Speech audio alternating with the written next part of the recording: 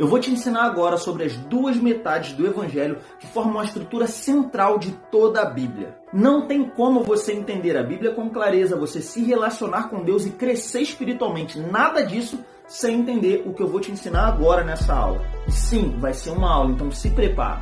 Então vamos lá. Primeira coisa, a Bíblia é um livro cristocêntrico, ou seja, tudo aponta para Cristo. O Antigo Testamento aponta para a chegada de Cristo. Os Evangelhos narram o ministério, a morte e a ressurreição de Cristo, ou seja, a chegada do Cristo. O livro de Atos vai narrar a propagação da mensagem de Cristo. As epístolas, elas vão explicar o que Cristo fez e o que ele ainda vai fazer. E o livro de Apocalipse é a revelação final do reino de Cristo. Então, quando você entende isso, você percebe que tudo que a Bíblia ensina, ela ensina baseado no que Jesus fez e no que ele ainda vai fazer. Para você entender isso melhor, eu gosto de citar os três aspectos do homem: espírito, alma e corpo, citados lá em 1 Tessalonicenses 5:23. Algumas pessoas não entendem que espírito e alma não são a mesma coisa, mas Hebreus 4:12 vai dizer que a palavra de Deus é viva e eficaz e ela é capaz de dividir espírito e alma. Agora vamos lá, o homem é um espírito, possui uma alma e habita em um corpo. Dá uma olhada nessa imagem aqui comigo. Como você vai perceber aí, tem os três aspectos do homem e você vai ver a parte de espírito, alma e corpo. O corpo está associado com a parte física e você tem aí os sentidos, que são a forma do homem se comunicar com a parte física, com coisas físicas, com esse mundo físico. A alma, por outro lado, já é a parte com que você se comunica com você mesmo. A alma é derivada da palavra grega psique, que deu origem a palavras como psicologia, psicanálise. Quando você entende a alma, você vai associá-la diretamente com pensamento, intelecto, emoções, tem a ver com as atividades mentais. Já o espírito é onde você se conecta com Deus. João 4:24 diz que Deus é espírito e importa que seus adoradores o adorem em espírito e em verdade. Agora, olha que interessante, quando nós estudamos esses três aspectos, nós vamos perceber o que Cristo já fez e o que ele ainda vai fazer. Por exemplo, o corpo. Nosso corpo não é redimido. A Bíblia diz que o nosso corpo deseja o pecado e que as coisas do corpo militam contra as coisas do espírito. Gálatas 5:17 fala sobre isso. Romanos capítulo 8, versículos 5 e 6 fala sobre isso. 1 Coríntios 9:27, o apóstolo Paulo vai dizer: mas esmurro o meu corpo e reduzo a escravidão para que, tendo pregado a outros, não venha eu mesmo ser desqualificado. Ou seja, ele não está dizendo eu sou o corpo, eu me esmurro. Ele está dizendo eu esmurro o meu corpo, porque esse corpo é uma habitação temporária. Então o seu corpo vai desejar o pecado até que Cristo termine a sua obra, quando nós encontrarmos com ele nos ares. Entenda, ele já fez a parte dele aqui na terra, mas existem coisas que ainda vão se cumprir por uma questão de tempo. Jesus ainda vai voltar para reinar sobre a terra e ainda existem coisas para se manifestar. A redenção do nosso corpo é uma delas. E a alma? A alma é o intelecto. A alma tem a ver com as atividades da mente, como eu já citei. E a alma, a Bíblia vai dizer lá em Tiago 1:21, um texto que é escrito para crentes, para filhos de Deus. Tiago fala: meus irmãos, meus amados irmãos. Ele diz: acolhei com mansidão a palavra em vós implantada, a qual é poderosa para salvar a vossa alma. Ou seja, mesmo você sendo crente, a sua alma precisa ser salva. Quando? Todo dia. Como que você faz isso? Expondo ela a palavra. Quando você entrega a vida para Jesus, você não tem a sua mente resetada. Você não esquece de tudo que você fez de errado assim, num estalar de dedos. Você não perde determinadas práticas, muitas vezes de uma hora para outra. Pode acontecer, mas muitas vezes a pessoa tem que trabalhar e crescer para abandonar aquelas práticas. As próprias cartas, ensinam a respeito disso, a crucificar a carne. E quando que a alma vai ser redimida? Quando encontrarmos com Cristo. 1 Coríntios capítulo 13, versículo 12 vai dizer que hoje nós conhecemos a Deus em parte, mas vai chegar o dia que nós vamos conhecê-lo como nós somos conhecidos dele. Por quê? Porque vamos olhá-lo face a face. Mas e o espírito? O espírito é o verdadeiro eu, o homem interior.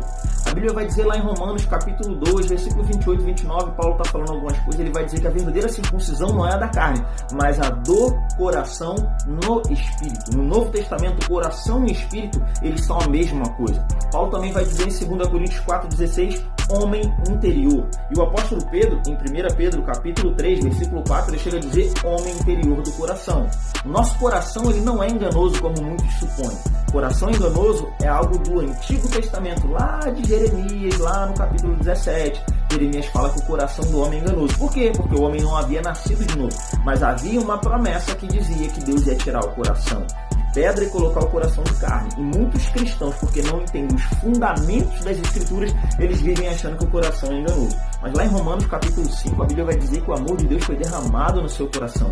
2 Coríntios 5,17 vai dizer que nós somos uma nova criatura em Cristo Jesus. Ora, se o nosso corpo não mudou e a nossa alma também não, aonde é?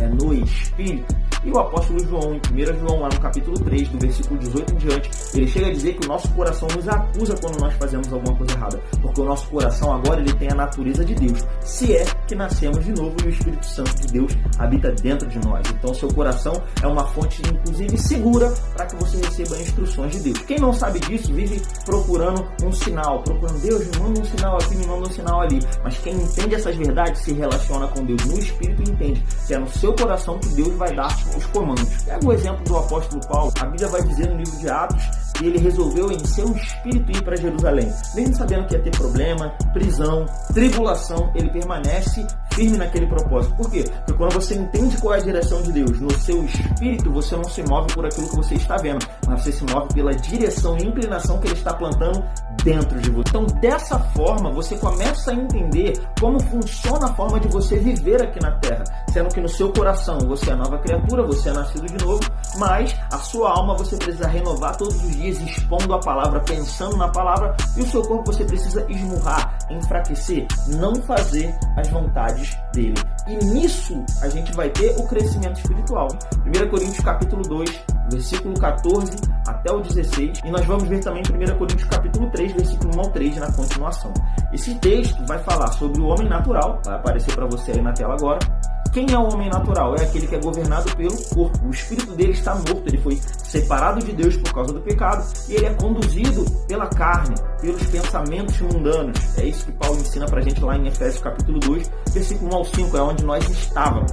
Mas, todavia, nós fomos alcançados pela graça mediante a fé. Então, nós fomos salvos. Mas Paulo não para no homem natural. Ele fala também do homem espiritual. Você vai ver aí agora a imagem. E o homem espiritual é aquele que tem a ligação com Deus refeita. Ele nasceu de novo em Cristo Jesus. O seu espírito tem a vida de Deus. E ele consegue governar o corpo e andar segundo a vontade de Deus.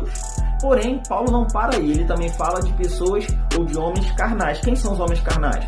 Eles nasceram de novo, eles têm a vida de Deus dentro dele, mas eles não renovaram a alma deles e não esmurraram o corpo. De maneira que, mesmo tendo o Espírito de Deus morando dentro, eles continuam sendo conduzidos pelo corpo. Continuam vivendo segundo as vontades da carne. Continuam muitas vezes vivendo até numa vida de pecado. Era o caso da igreja de Corinto, que Paulo fala, olha, vocês são carnais. E aí, no final das contas, a gente tem um monte de gente por aí que nasceram de novo, mas não foram ensinados nesse fundamento. A maioria das pessoas não faz ideia do que Cristo comprou na cruz do Calvário. Qual foi o efeito da redenção na vida dessas pessoas? O que elas se tornaram? Eles se veem como pecadores. Quando a Bíblia não ensina que somos mais pecadores, nós fomos redimidos. Ou você é pecador ou você é redimido. Não, mas a Bíblia diz, João fala que nós devemos dizer que somos pecadores se não somos mentirosos. Tem um contexto. João está explicando que se uma pessoa diz que está na luz, mas vive andando nas trevas, aí é mentiroso. É melhor você dizer que você tem pecado. Mas ele também diz logo em seguida, olha, digo isso para que não pequeis. E se pecar, tem um advogado justo e fiel. Ou seja, você pede perdão e volta para a posição original. Mas o que a Bíblia vai ensinar é que nós somos justiça de Deus lá em 2 Coríntios capítulo 5, versículo 21. E se você não entende isso, é porque você ainda não entendeu que a sua posição em Cristo é uma coisa e o comportamento que você deve ter é outra completamente diferente. E uma coisa não anula a outra. Ah, então eu posso ser filho de Deus e viver de qualquer forma? Não é isso. O que falta para você é crescer, é renovar a sua mente. A maioria das pessoas que nós temos por aí são pessoas justamente que não aprenderam essas coisas. E por isso vivem como carnais, porque não tem fundamento na Bíblia, não tem a renovação da mente ou do entendimento feita, como Paulo ensina lá em Romanos capítulo 12, versículo 2, e por conta disso não conseguem viver o melhor de Deus nessa terra. Por isso Paulo fala, né? Não vos conformeis com esse século, mas transformai-vos pela renovação do vosso entendimento, para que experimenteis qual seja a boa, agradável e perfeita vontade de Deus. E aí, aprendeu alguma coisa? Coloca aqui nos comentários.